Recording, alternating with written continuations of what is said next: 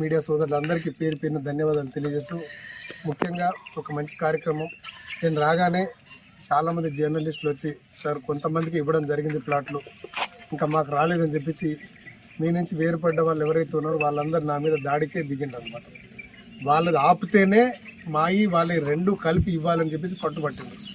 అలా కాదు, ఇచ్చిన వాళ్ళ నోర్లు కొట్టకూడదని చెప్పేసి ముందైతే వాళ్ళ ప్రక్రియ కానివ్వండి, మిగతా ప్లేస్ ఏదైనా మిగిలి ఉంటే అది చూస్తా, నేను మీ కొరకు చేస్తానని చెప్పేసి వాళ్ళ లిస్టు కూడా నేను తీసుకోవడం జరిగింది. ఇప్పుడు ఒకటే, సరే మీరు కష్టపడి ఇప్పుడు చిన్న చిన్న అగ్గిపెట్ట లాంటి ఇల్లు కట్టుకున్నారు.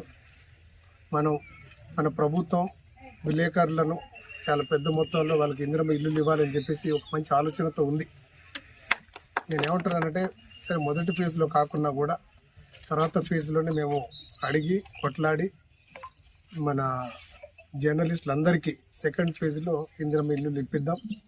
ఎందుకంటే